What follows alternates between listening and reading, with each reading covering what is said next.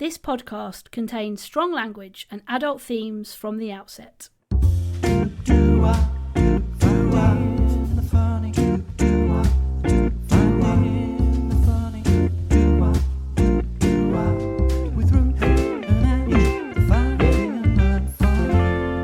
Ange, you look much better in the flesh than on camera. Well, that's a relief. Because on camera, your Wi-Fi is so shit, you look pixelated all the time.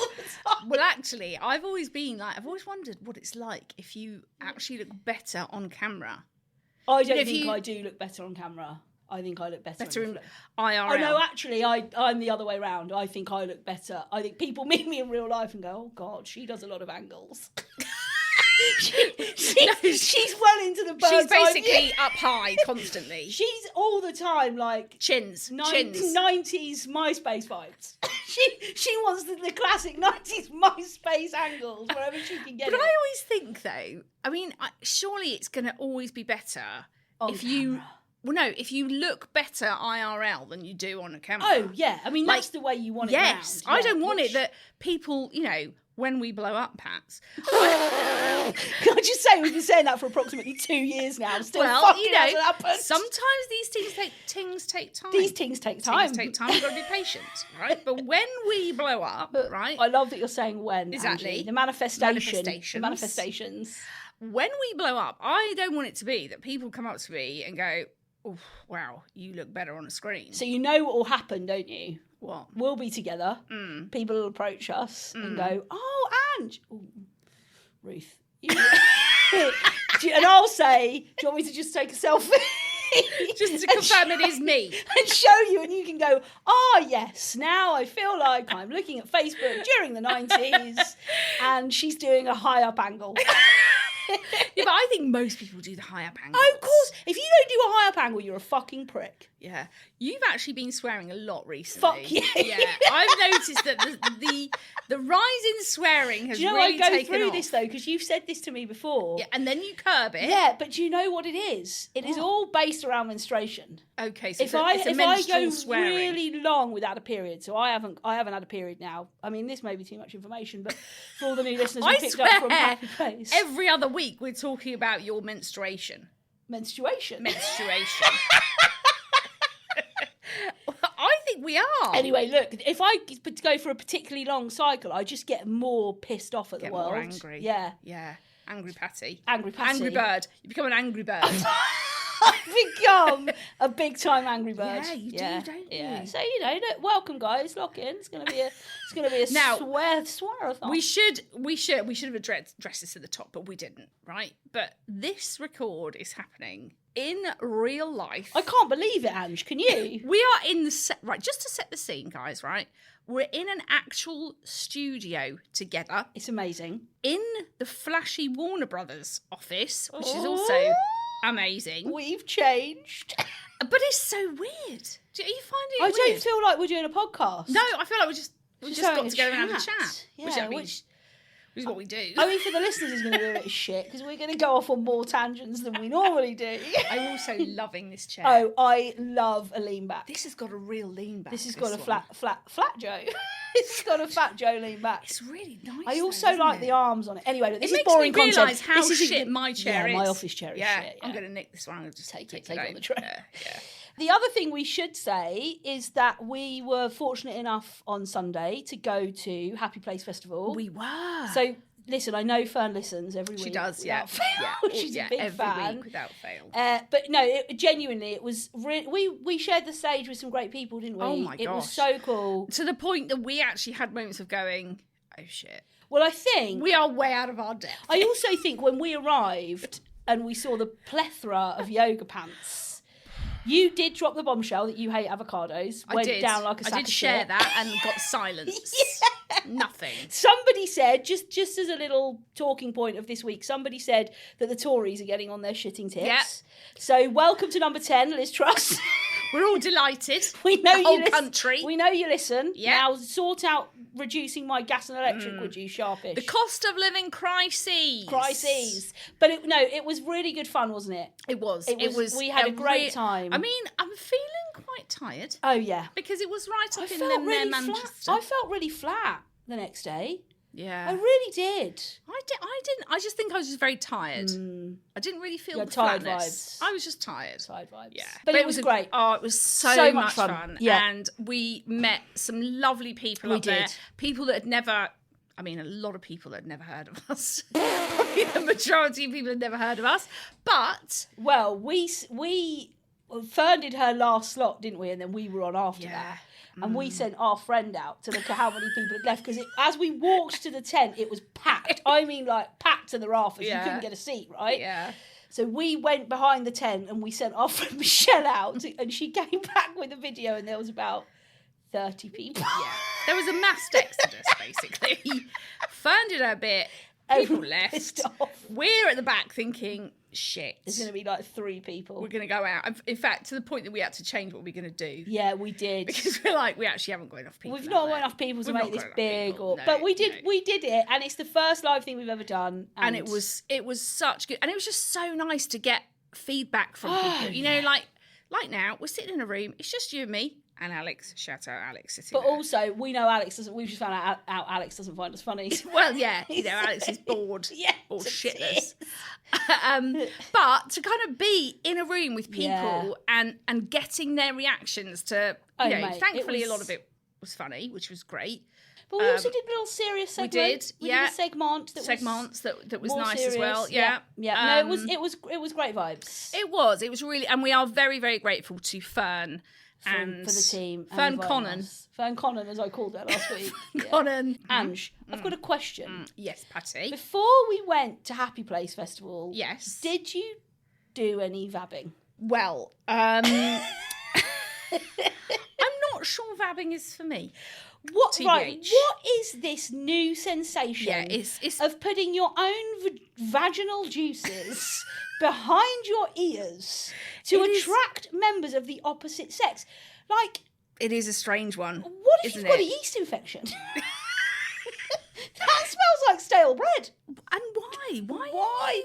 And also, who came up with this? Well, I saw an article in the paper that was written by Emma Barnett. Oh, I love Emma absolutely Barnett. Love Emma. I'd like to get her on the old poddy. So let's get that sorted, Emma. But there was an article because the whole thing, she's basically said vabbing is back, which basically implies that this is a thing that's been going on for a long time. No. But it's making a comeback. Yes. So there's this article. What is wrong with the world? I blame the Tories.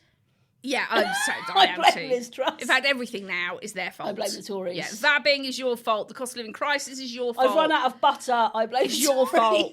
Yeah. But yes, it's apparently it's been the thing that's been around for a while and is now making this sort of I want to hear from women and men who listen to the podcast. Right. I want to hear from both sexes who listen to the podcast about this because men, this is specifically to you now, the 5 men that we have listen to the show. This is Please specifically all make sure you do get in touch. If you went out and you said to somebody, "Oh, I love your perfume," smell that scent, and they said, "That's my vaginal juices," that's my vab. How would you respond? So there's loads of ways you can get in touch with us. You can find Ange and I both on Instagram. I'm at Ruth Gordon. She's at Ange Gordon. And you can find the podcast on Facebook, Instagram and TikTok. Just search Finding the Funny Podcast. And you can send us an email. You can. findingthefunnypodcast@gmail.com. Yes. So we want to know if a woman said to you on a night out that it was there, and then women, have you ever done it? Are you into the vabbing? Because I couldn't imagine. No. I mean, handy in the sense that you've always got it. You don't have to take a little purse out with a little perfume in. When you buy your big perfume, you don't have to buy a miniature. No. You can just say, actually, I'm fine for scents. I'm fine. I'll just go to the toilet. Yeah. Pop to the toilet. Little cheeky finger. Vab it on. Round the neck, round the ears. Just a little bit on the pulses. Bang. We're out. We're in. We're off. Just pop to the toilet. Little cheeky finger. I mean, you don't have to finger, do you? You could just sort of... Depends what's going on down there. Depends how sensual you are. Or if you're you are. Or if you're in the menopause. Dry as a bone. You won't be able to do it at all. Then you definitely have to go Your cheeky perfume finger. bottle ran out fucking years ago, love. I might have to borrow someone else. Oh, Ange, this is taking a real turn. This is disgusting. Anyway, women, you'll be kept anonymous, but have you ever done vabbed? Let's just start calling it vabbing. Have you ever vabbed? Have you ever vabbed? Have you ever vabbed? Do you like vabbing? Yeah. Men, do you like the smell of a vab? Are you into the vab scent? Oh, God. I've also noticed, Pat, you're doing a lot of at the moment. I noticed it last week. I mean, I can't actually do it. How do you do that? How do you do that? I've just tried doing it then. I just spat everywhere. This is great content. It is. Yeah. So look, get in touch with us. We've given you all the details. Yes. If you've ever vabbed, tell us. If you like a vab, tell us. So yeah, I think that's a nice little opening roundup. Didn't you have a good letter? Didn't you have a good? Oh, I had a good. You had a good message. A good massage. You had a good message. Oh, now I've got to find it now. This is not. This is problematic, Angie. isn't it? Okay, now this is a message that came in quite a while ago. So apologies that we're only getting around to this, because what happens is some of the messages go into like a requests. Exactly. So unless you go in there, you don't actually see them. So apologies. But we had a really great message in, and this person basically said that she had started a new job, right, in a GP surgery. Okay. And thanks for setting the scene for us. Yes. Well, that's exactly what Kimberly's done here. Thank you, Kimberly. Which is very nice. So Kimberly set the scene. She's working at GP practice, new, so it's all new for her. She's gone off on her break and she's popped her headphones in. Sure. Listening away to, of course, FTF. Found it funny. FTF. And she's in the middle of this canteen, quite busy. I'm assuming it's quite a big practice. And she starts singing out loud, but doesn't realise she's singing What's out she loud. singing? She is singing the well-known tune of Urban Dictionary. Oh my! She's actually singing that out loud, right? And doesn't realise. Starts realising that people are giving her some funny looks in the canteen. Why? That's a great hit. I don't understand why that would bring funny looks. I mean, if she was singing "Hips Don't Lie," I'd get it, but Hips Don't Lie. That's a classic to go for. Oh yeah, girls. Yeah, a bit of Shakira. Shakira. So anyway, she then clocks at people looking at her, realises that she's singing Urban Dictionary out loud, takes her headphones out, and has to then explain what she's listening to. And off the back of that, basically the whole of the practice are now listening to Finding the Funny. No. And she even gets little voice messages from people also singing Urban Dictionary. Well, Kimberly, you go to top of the class Top of the class. you go to top of the class this week because that is the best we've had of you spreading the word. And we hit 1 million downloads yesterday, so well done. Your fiver's in the post. Well done, Kimberly. Yeah. We didn't really, that's a joke. Keep telling people to listen. That's but a joke. I think wouldn't that be cool if more people actually sang these little ditties? Out little loud. ditties. Urban Dictionaries. Your little big questions. Yeah. Just your theme tune. Yes. Just your Matt Leader theme tune. Matt Leader. Yeah.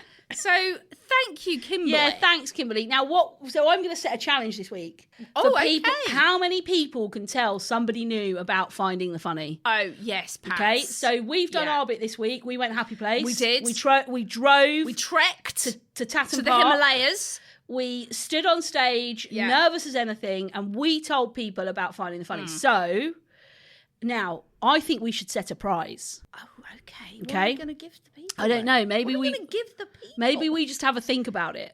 Okay. But there will be a prize. Ange knows. We could give them some of our vab juice. That's a bit disgusting. Okay. We won't do that then.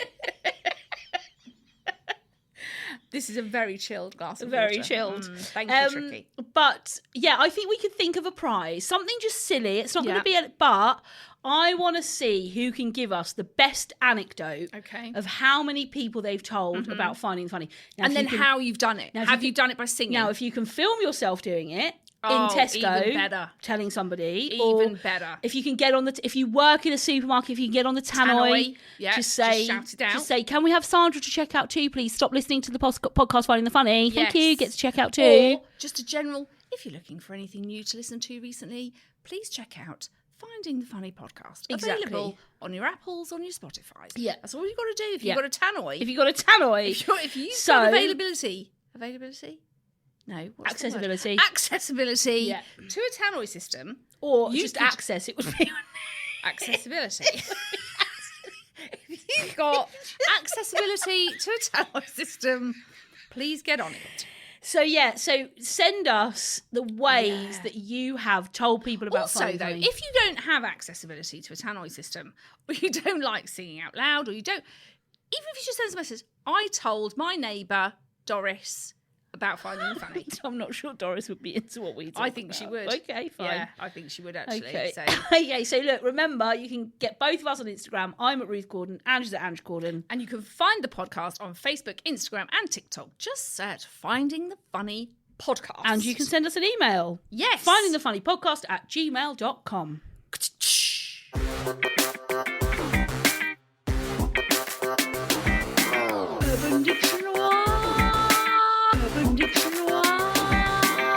Okay, Pats, right. I am bringing you what I think is a very good urban. I will be the judge of that. Yes, okay, fine. The urban is pyjama rich. I looked this one up. Shit!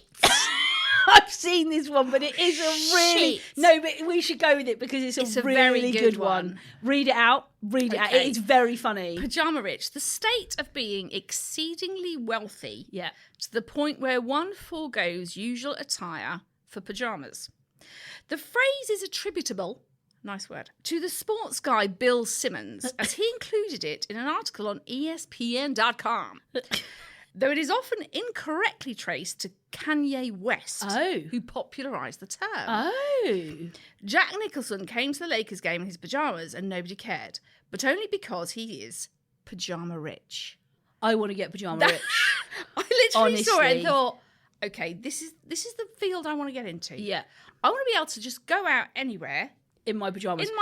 I think a lot of people now, post-pandemic, have gotten more into the place of going, I actually don't give a shit. Oh. I have definitely become less of a shit. Well, I really don't, because I didn't give a shit before. No, I mean, nothing's really changed for you. Well, I just think I've got worse. I just now constantly look like Ian Beale in his breakdown days. Do you remember that on EastEnders? No, I don't think he was sleeping rough for months. Right. And I just now am like, look like I'm sleeping rough. Yeah. Yeah, you definitely have been sort of in the pandemic phase, pre-pandemic. Oh, since about 2015. I think, though, that this whole thing of just being a bit more relaxed, a bit more casual. Well, you see, the thing is, Angie, you have always been well turned out. Well turned out, yeah. When it comes to us, if we attribute it to our parents... I am Margs. And I'm Mal. And you're Mal. So Mal is obsessed with what he looks like. I mean, Mal, there is no way, even if Mal had all the money in the world, that he would never step out the door in a pair of pyjamas. He'd never go pyjama Although, rich. doesn't he sometimes do a little pyjama run? No, darling. He puts on his Ralph Lauren joggers. To do the run for the newspapers. So actually the complete opposite. Do you remember when Dad was like, I'd never wear a hoodie? Yeah. I mean, he's got into them now. But anyway, we digress. Yeah. But I am, I'm just like, take me or leave me, mate. Take me or leave me. But I would love to be so rich. That you could just rock that. Well, yeah, because you'd be going out in a Gucci, wouldn't you? Yeah. You'd be hitting the streets in a Gucci pyjama. Of course you'd look amazing. Yeah. You're not going to be in your, Although I can't imagine Jack Nicholson looking good in pyjamas. I don't know. No. Jack, if you're listening, will you send us a picture?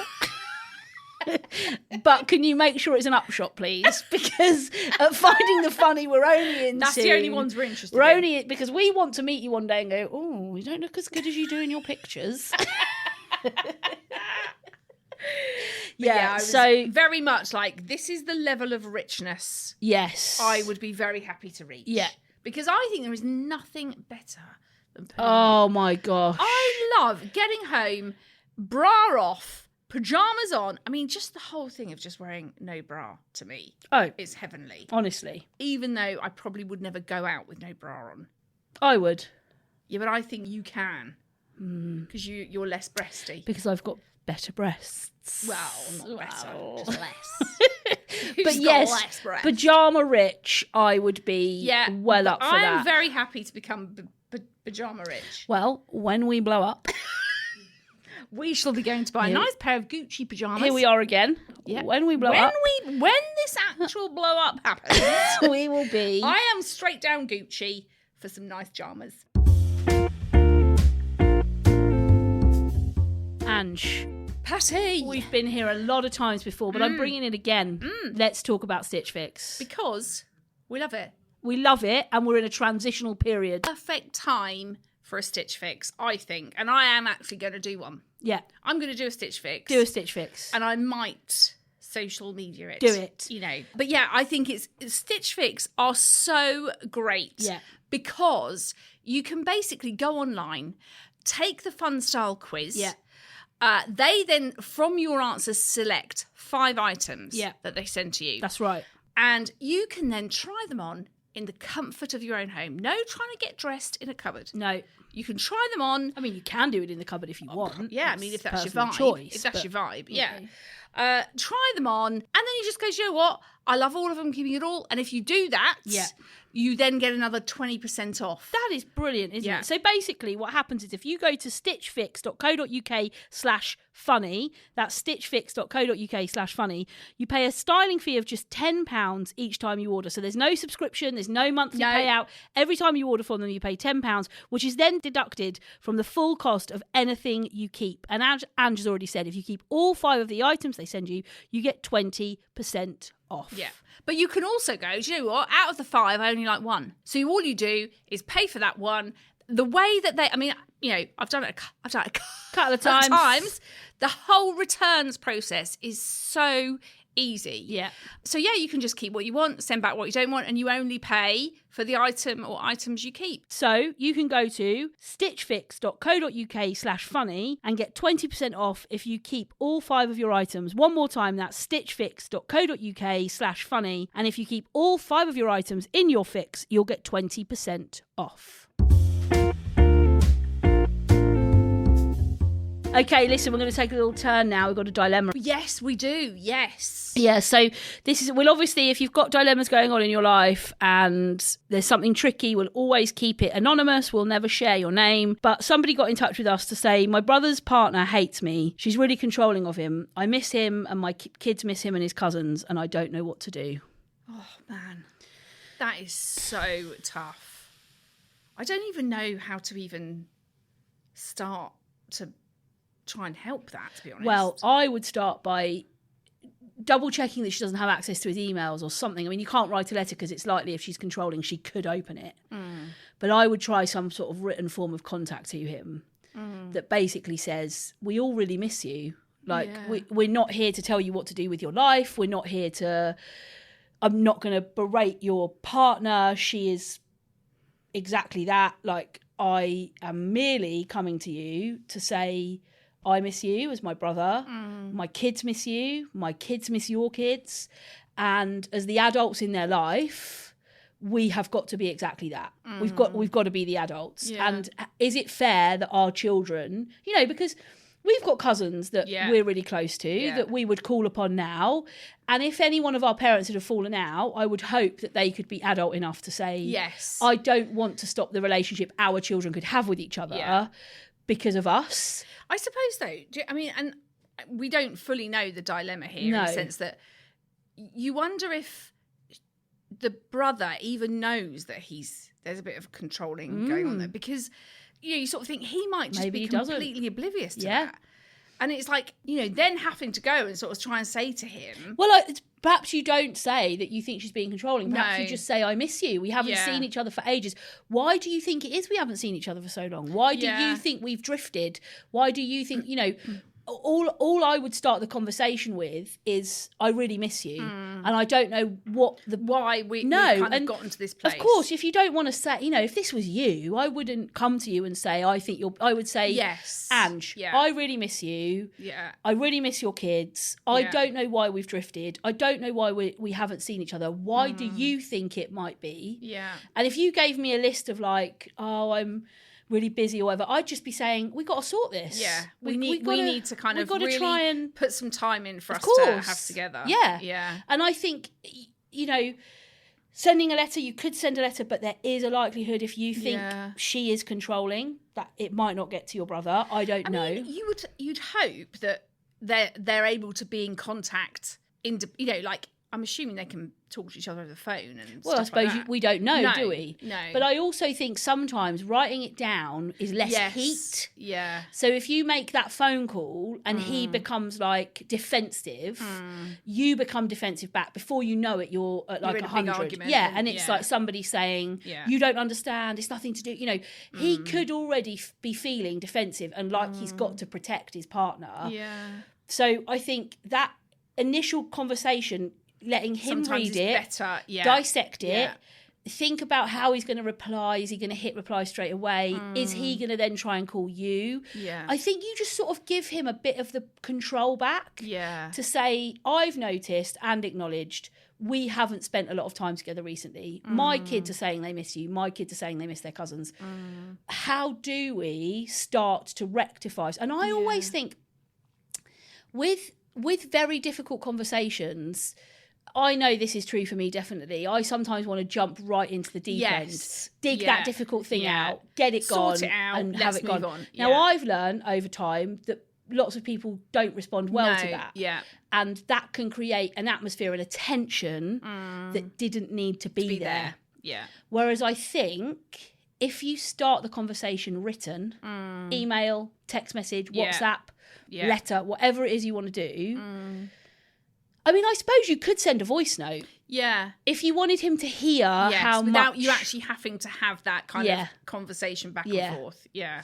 Then he can then listen to it, dissect it, think about what he does. I think as well, definitely, like you said, Pat, trying to kind of approach it as a way of, I miss you. Yeah. Like not as a...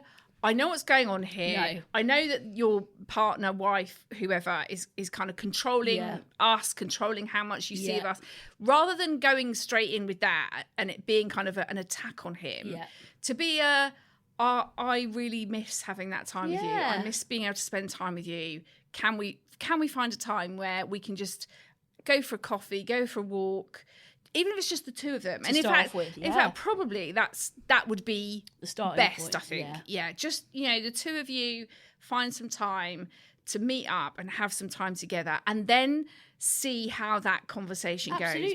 Because I think, like you say, Pat, I think people can feel very quickly like they are being attacked. Oh yeah, and I know that my style of sometimes managing conflict is that I want to get to the root of the problem, but that's not fair of me to expect other people to be able to do that. Also, it sounds like from this dilemma this person's sent in, they've been reflecting on it for quite a while. They may be ahead of the journey than him. They may be more ahead of thinking, I'm sussing out what's going on here. Yeah. If you out of the blue spring it on him, he is going to get defensive. Of course he is. It's his life. He wants to protect the person that he's chosen to spend the rest of his life with. Now, if he is being controlled, the best thing you can do is be the most uncontrolling person in his life. And just say, I really love you. Yeah. I really miss you. I'm here for you. And I miss the relationship we once had. And I think that, and unfortunately, you can't do the building of the bridge for him. No. You can only do the first bit. Yeah. And it might not solve the problem that you have. This might take some time. It might take months. It might take years, to get somebody to the point where they think, oh, my relationship isn't right or good for me. It takes a very long time. It takes hard work. Yeah. But for me, the starting point would definitely... And I actually think, I know people are like, oh, so-and-so only sent me a text because they were pissed off with me and I can't believe you put this in a text message. But do you know what? I think the older I've got, the more I appreciate people bringing difficult stuff to me in a way that I can dissect it myself on my own, think about my response, not hear them down the phone and be like, well, that's because, this happened and that happened. I actually appreciate more now people saying, I just want to bring this to you. Yeah. I just want to say this to you. I think as well, I mean, I think even if we think about our... we have both had to kind of learn how to handle the other person. Absolutely. We've had to kind of have those moments where we've literally picked up the phone to each other, gone absolutely batshit crazy at each other. Normally more me than you do. And then I just hang up. And then we're just like in this, like, well, you then try and call me back. And I'm not talking to you now. You've pissed me off. I'm not doing this. So I think, we've had to, figure out how we manage each other and that we come from different places on things and how we deal with things. And obviously for this relationship now, it's probably very similar in the sense that she's probably noticing some things and picking up on some things. And maybe he is completely unaware of what's going on. So I think, that first initial way of making some contact, however form that might, and I think you're right, Pats. I think sometimes that being in a written form is sometimes the best we've said point. Haven't we have said ourselves, the last sort of big discussion we have said we can't start these conversations face to face. No. If one of us is feeling hurt or disgruntled or like the other one doesn't understand their point of view, the best thing we can do is email or text each other and start that with, I'm doing this because we both acknowledged that this is what would be easier for us. Now, we're fortunate. We don't fall out very often. No. When we do, it's pretty massive. It's quite a big one. It's quite a big one. Yeah. When it happens, everyone knows about it. In fact, just quickly on that, when we went away on holiday, Ange and I had a bit of a humdinger. We won't go into why, but Dad called a family meeting, which was weird because we've never done that in our lives. We have never been the like family meeting kind of people. Yeah, anyway, he got everyone around the table, right? And it descended into chaos in seconds. It actually just made the whole thing 100 times worse. And Ange said, us two just need to have a chat. Everyone else you just need to all go. Dad gets up from the table and goes, right, well, don't come back to me when you've all made up and your friends and you've said sorry. I mean, finding the fucking funny or what? And as he walked off, Ange went, well, yeah, it might be the end of that. And in the moment, obviously, we were both highly pissed off with each other. But on reflection, that's a really funny moment. Oh, it was. Finding the fucking funny. And it was just a classic Mal moment. Oh my God, don't come back to me. No one else could have said that. No. But Mal landed it and we're like, actually might be the end of it anyway. So this is the last episode. It's our first and last in person. We've all been acting up until this point. We actually hate each other. Hate each other, yeah. No, but we learned from that, didn't we? That actually, hugely. Yeah. We can't, when we are, often you and I can get each other from 0 to 60 very quickly in a very short space of time. Yeah. And actually, if we just tweaked how we did things just a tiny little bit, it will make a huge difference to the way we go into conversations. You can have the opportunity to dissect it, think about it. Yeah. I also think sometimes just taking that sting of how somebody else sounds on the end of the phone just allows you to like... take a moment. Not become defensive. Reread it. Think, I know this person. I know that they're not meaning this horribly. In a bad way. They don't want it to be an attack on me. No. It's just something they're feeling very passionate about. Yeah. I also think the sibling, and not all people have great relationships with their siblings. No. And I really realise how fortunate we are. All three of us are. The three of us, the relationships we have, the importance that we all put on the relationships we have together as a three, as duos from time to time. And I think the thing that I probably feel the most from that message is how important that relationship is to her. Absolutely. The relationship she has with her brother, she doesn't want it to be change. She doesn't want it to be different. She wants to have that relationship with him. For whatever reason, that's not where they're finding themselves. But I think if if that's such a precious thing to you, then I think it's so important that you do try and find a way of communicating with him. Absolutely. And seeing if you're able to kind of have some conversations together and just have that time, and see what happens from there. But we hope that helps. Really hope that you're able to make some headway on that one. But thank you so much for sharing that with us. It's very important. Okay, Pat. Now, I keep hearing a lot about skin and me, and as a lot of people know, I don't do a lot of stuff with my skin. So I feel like I need some information from you on this one. Listen, Pat. Skin and Me would be right up your street because it's fast track, simplified skincare. Oh, that is what I want. Okay. So you get one treatment for all of your skincare concerns and it's tailored to you and it actually works. The tube Even has your name on it. Oh, not personalised. It's so nice. It's sustainable, it's vegan, and it's cruelty-free. Wow. So you get, in your tailored-to-you skincare treatment, efficiency. So you get powerful, active ingredients that deliver results.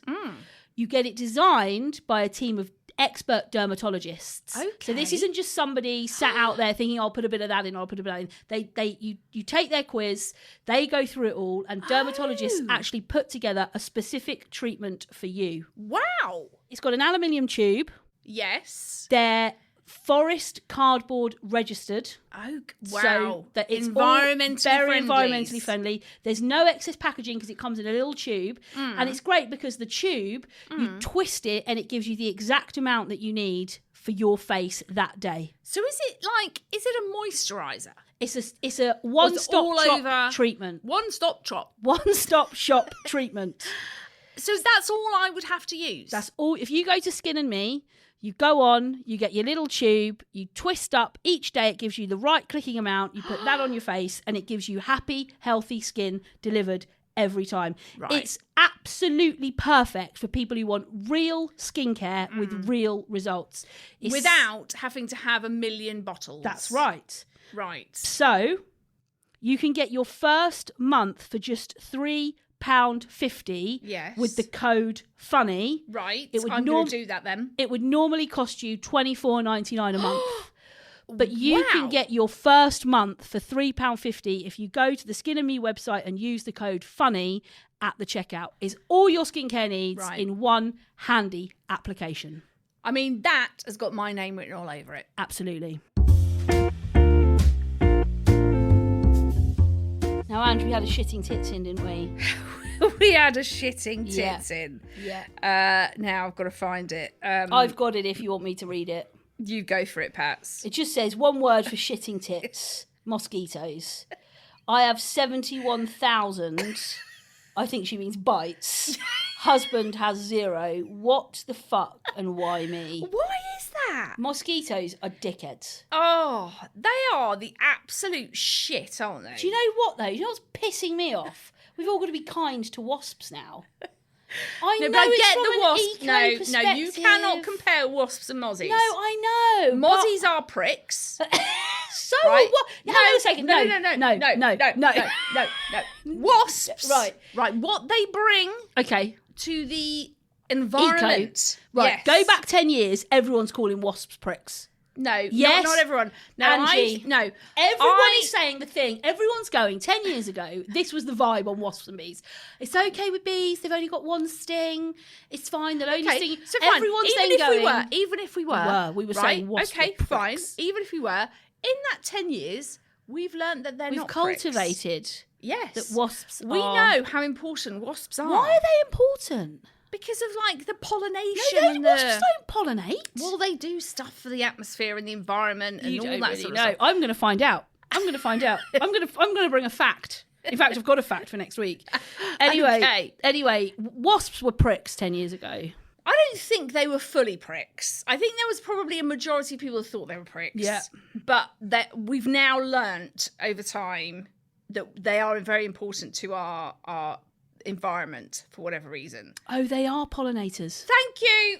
You see, straight away, I think, no, I'm wrong. But actually, I was right. A world without wasps would be a world with a very much larger number of insect pests on our crops and gardens. There you go. As well as being ferocious and ecologically important predators, wasps are increasingly recognised as valuable pollinators, transferring pollen as they visit flowers to drink the nectar. Like your bees. Without wasps, the world could be overrun with spiders and insects. There you go. Now, each summer, social wasps in the UK capture an estimated 14 million kilograms of insect prey, such as caterpillars and greenfly. Perhaps we should be calling them a gardener's friend. There we go. Right? So, even if we thought wasps were pricks, so now I'm going to find out why we need mosquitoes, because I don't think we should I don't think there's any need for a mosquito. So then why are they there? To be pricks. To be annoying. To bite you. Okay, here we go. While they can seem pointless and purely irritating to us as humans, mosquitoes do play a substantial role in the ecosystem. Right, in what way? What are they Bollocks. doing? What are they doing?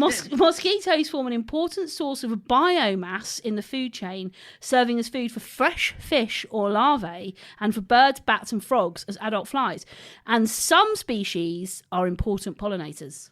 Some, though. I mean, I reckon those are very much the minority of mosquitoes. Because I think on the whole, mosquitoes, I mean, yes, obviously they do something, but it's nowhere near as important as a wasp or a bee. Yeah. And they're just annoying, aren't they? It's Why does somebody get bitten This so summer, much? it's the worst summer I've had in years. Shit. For mozzie bites. Like, seriously, I was covered in them on my feet and my ankles. Head to toe. I was using spray all the time and putting cream on I'm using one of those but then, I like, hear you, Angie. a year, 2 years, 3 years ago, I mean, I might get 1 or 2. Do you think I heard once it was something to do with your pheromones. Really? Yes. It's like they pick something up on... you give off. Right. So maybe for this, who was that message from, by the way? It was from Catherine. Catherine. Yeah. Maybe Catherine is giving off a higher pheromone. So she's got the 71,000 bites. Right. Let's call her husband Jeff. He's not giving off any pheromones. So the mozzies are not interested in Jeff. How do I get rid of my pheromones? Well, that's the thing. And what even is the pheromone that they're interested in? How do I... If there's any GPs listening... Maybe they're into vabbing. Shit. We've gone full circle. This is what in-person does. We have gone full circle, front to back, beginning to end. Out. That's it. We figured out the ecosystem. Yeah. It's all back to vabbing. Yeah. That's where it's... And that's why it's making a comeback. Right. Yeah, I think this is it. Listen, guys, in fact, I think we need to probably get in touch with Attenborough. Yes. Actually, about this. And because say, I don't think he knows. Are you into vabbing? Yes. Do you like vabbing? Do you give any sort of pheromone? Do lions vab? Lions? Yeah. Do lions put a bit of their lionesses, put a bit of their own juices? Well, he'd know, wouldn't he? Right, okay. And does that attract other lions, or does it attract mosquitoes, or do they kill zebras better if they've done a bit of vabbing? If they've done a vab. Yeah. Yeah. Is vabbing only for humans? Yeah. Or is the animal world also interested in vabbing? Listen, these are the big questions, aren't they, of life? We've actually created our own little big question. We have. Attenborough, when are you coming on? Yeah, I think we should try and get him on Let's get him on. I think there could be a big discussion here around. But mosquitoes are pricks. Oh. That's where we end this segment, isn't it? Mosquitoes are pricks, and they absolutely can live in the dickish behaviour world. Oh, they get on my shitting tits. They're dicks and they're pricks. Yeah. Okay, we're going to have an in-person performance now, Ange. Okay. Should I read the big question as you're going to be full in I'll be fully in my operatic mode. Okay, guys. Are we ready? We're ready. Big question.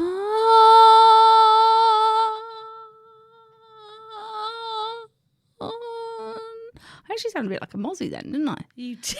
I sort of, you did. You were picking up. I'm bringing the mozzie vibes. Segment. Yeah. If you just go out and vab for me. No problem. No problem. Okay, so this was a big question that came in from... I mean, her name is Little Miss Kitty. Little Miss Kitty. Little Miss Kitty. I'm not laughing at your Instagram handle. I just wasn't expecting to look down and see it's from Little Miss Kitty. Little Miss Kitty. Little Miss Kitty. Should we see if she's actually got a name? In case she doesn't want to be called out for being Little Miss Kitty. We've given her Instagram handle. People might go and follow it. Anyway, the big question she asked was, would you rather live without music or without movies? Movies. Oh, 100%. Movies. 100%. Coming live from the Warner Brothers studio, movies. Shout out to our editing team. Definitely movies. I definitely could not live without music. Yeah. 100%. Yeah. Like, I will put music on when I'm cooking, if I'm in the car, if I'm just chilling out, I'll have my headphones in. Like, that to me... Also, movies are shit, aren't they? No. I mean, you don't like movies. Really like You're not really a big movie fan. No. I do love movies, and there are certain movies that are, like, some of my friends... Like, I've got a top 5, top 10. Which What's your top 5? Let's see if I can guess. This is a great game. Let's see if I can guess. Oh, wow. Okay, so... completely animated. It would be As Good As It Gets. Yes. That would be in there. Yes. I think something like Top Gun. Not Top Gun, but there is another Tom Cruise in there. I know. Jerry Maguire. Yes. Yeah. Yes. That would be up there. Now, this is where I'd become... You got stuck now on your pants. Actually, do you know what? There's one in my top 5 that's actually very apt for what we've been talking about today. Oh, vabbing. I didn't know there wasn't. There's a movie about vabbing. Apt for what we've been talking about today? Yes. Oh, is it something to do with families? Nope. Oh. Although there is one in there that would be in there that's to do with families. Okay. Give me your last 3. So the one that ties in with what we've been talking about is the Bee Movie. That is a great film. Absolutely, that is a great love film. That film. Great film. So the Bee Movie, Family Guy. No, not Family Guy. No, that's a TV show. Family. Oh, what's the actual name of it? It's Family. I always forget this one. Anyway, it doesn't matter. Something about a family. It's got I can't remember who's in it. Fine. But let's move on. And Pretty Woman.